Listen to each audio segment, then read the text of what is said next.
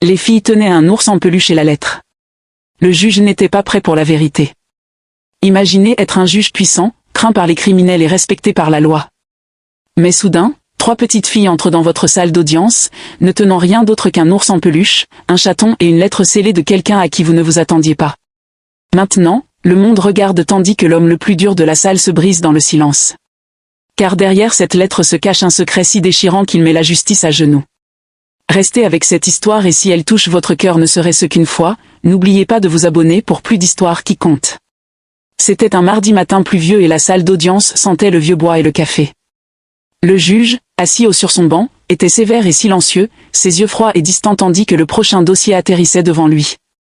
Les gens chuchotaient dans la salle, nerveux et tendus. Mais le juge ne se souciait pas des chuchotements. Il avait tout vu, meurtre, vol, corruption, et plus encore. Rien ne le surprenait plus jusqu'à ce que la porte au fond de la salle d'audience s'ouvre lentement en grinçant et que 3 petites filles entrent, trempées par la pluie, leurs vêtements trop légers pour le temps. La plus jeune serrait un ours en peluche usagé auquel il manquait un œil, celle du milieu tenait un petit chaton gris enveloppé dans une serviette, tandis que l'aîné, peut-être âgé de 9 ans, serrait une enveloppe froissée. Ses lèvres tremblaient, mais ses yeux regardaient droit devant, comme si elles étaient en mission. Le juge leur jeta un regard en fronçant les sourcils. C'était une salle d'audience, pas un endroit pour des enfants perdus, dit-il.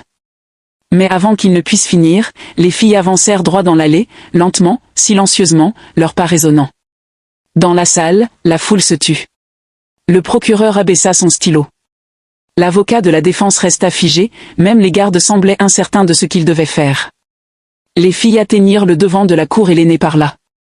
Sa voix était tremblante, mais claire. « Notre maman est morte ce matin, dit-elle. » Et le juge cligna des yeux, stupéfait. La lettre dans sa main tremblait alors qu'elle s'approchait.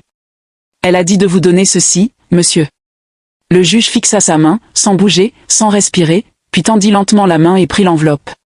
La salle était si silencieuse qu'on aurait dit que le monde s'était arrêté. Le juge regarda l'écriture sur la lettre, et ses mains se mirent à trembler. Son visage changea de couleur, sa mâchoire se serra, et ses lèvres s'entr'ouvrirent comme s'il voulait parler, mais aucun mot ne vint car il reconnut le nom sur cette enveloppe. Et soudain, l'homme le plus dur de la salle se sentit à nouveau comme un enfant. La fille resta immobile, sans pleurer, sans supplier, attendant simplement comme si elle savait quelque chose qu'il ne savait pas. Le juge se leva lentement, oubliant sa robe, oubliant la salle d'audience, oubliant tout. Il ouvrit la lettre, et à chaque ligne qu'il lisait, ses jambes faiblissaient. Les mots écrits à l'intérieur déchiraient l'armure qu'il avait construite pendant des décennies car la femme qui les avait écrits était quelqu'un qu'il avait aimé, quelqu'un qu'il avait perdu, quelqu'un qui ne lui avait jamais dit qu'elle avait eu ses enfants. Et maintenant, elle était partie et ses filles, ces petites âmes silencieuses et courageuses, se tenaient devant lui, tenant un ours en peluche et une lettre, demandant une maison, pas la justice, pas l'argent, juste une maison et un père. Et le juge sentit le marteau dans sa main se desserrer et tomber sur le sol avec un doux bruit sourd. La salle d'audience resta immobile. La pluie dehors tapait doucement contre les fenêtres tandis que le passé et le présent entraient en collision dans ce moment impossible. Et le juge savait que rien dans sa vie ne serait plus jamais pareil. Le juge resta là, figé, comme si le temps l'avait trahi, et la salle d'audience s'était transformée en un cimetière silencieux. La lettre, toujours ouverte dans ses mains tremblantes, parlait d'années perdues, d'anniversaires manqués et de la douleur silencieuse d'une mère qui avait gardé un secret non par cruauté, mais par peur et par orgueil. Les filles se tenaient côte à côte, leurs yeux fixés sur lui, non pas avec colère ou reproche, mais avec une étrange sorte de confiance, celle qui brise les hommes les plus forts de l'intérieur. Le juge essaya de parler, mais sa voix se brisa comme de la terre sèche. Il regarda la plus jeune fille qui serrait l'ours en peluche comme si c'était sa seule protection dans le monde. Et quelque chose en lui commença à s'effondrer, non pas avec du bruit, mais avec le silence. Il descendit du banc, un pas lourd après l'autre, et chaque pas résonna comme un coup de tonnerre dans la salle d'audience. Personne n'osa l'interrompre, ni les avocats, ni les reporters, ni même le huissier, qui servait sous ses ordres depuis 10 ans, car ils virent tous. Ils virent le pouvoir quitter les robes, le titre, l'autorité, et ce qui resta fut simplement un homme mis à nu, faisant face à la vérité de son passé. Le juge s'agenouilla devant les filles et leur chuchota quelque chose que seules elles pouvaient entendre. L'enfant du milieu hocha la tête, et son chaton se blottit contre sa poitrine. La foule regardait, mais cela ne ressemblait plus à un procès. Cela ressemblait à une confession, non pas en mots, mais en présence, en silence, et dans la douleur insupportable d'une réunion sans préparation. Le juge regarda la porte par où les filles étaient entrées et imagina la pluie froide qui tombait toujours dehors, et il sut sans aucun doute qu'elle ne marcherait plus jamais seule sous celle-ci, plus jamais. La salle d'audience retenait toujours son souffle tandis que le juge restait à genoux devant les 3 filles. Son esprit parcourut les souvenirs d'une femme qu'il avait profondément aimée, une femme qui avait disparu sans prévenir, laissant derrière elle le silence. Et maintenant, il comprenait pourquoi elle n'était jamais revenue. Elle les protégeait de quelque chose. Peut-être de lui, peut-être du monde, peut-être d'une vérité trop lourde à porter. Mais maintenant, cette vérité se tenait devant lui, portant des chaussures usées et des cheveux trempés par la pluie. Les filles ne sursautèrent pas lorsqu'il tendit la main, posant doucement sa main sur l'épaule de la plus petite, et elle se blottit contre son toucher comme si elle avait attendu cela toute sa vie.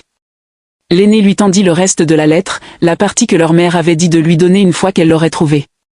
Et à l'intérieur se trouvaient des détails, des photos, des dossiers médicaux, des notes scolaires, et au bas une ligne écrite d'une main tremblante. Si vous lisez ceci, cela signifie que je suis partie. S'il vous plaît, faites ce qui est juste, non pas pour moi, mais pour elle. Et ces mots le frappèrent plus fort que n'importe quel verdict qu'il avait jamais prononcé dans sa salle d'audience. Il se leva lentement et se tourna vers les personnes dans la salle. Sa voix était maintenant ferme, calme comme de l'eau tranquille. Et il dit, cette cour est ajournée jusqu'à nouvel ordre. Puis il regarda les filles et dit, rentrons à la maison, pas dans les chambres, pas dans un manoir, juste à la maison, où que ce soit, tant que nous sommes ensemble. Et pour la première fois de sa vie, le juge enfreignit une règle, non pas parce qu'il le voulait, mais parce que l'amour le rendait nécessaire. Et alors qu'il marchait vers la sortie, main dans la main, toute la salle se leva sans qu'on le leur dise, car au fond, tout le monde savait que ce jour-là, quelque chose de plus grand que la loi avait eu lieu, quelque chose de plus pur, de plus réel, de plus inoubliable. Cette histoire est une œuvre de fiction émotionnelle créée purement à des fins de divertissement et ne reflète aucun cas judiciaire ou individu réel.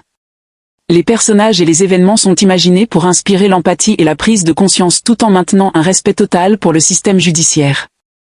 L'histoire n'a pas pour but de critiquer ou de représenter des pratiques ou des professionnels juridiques réels et toutes les représentations sont fictives et dramatisées uniquement pour la valeur narrative.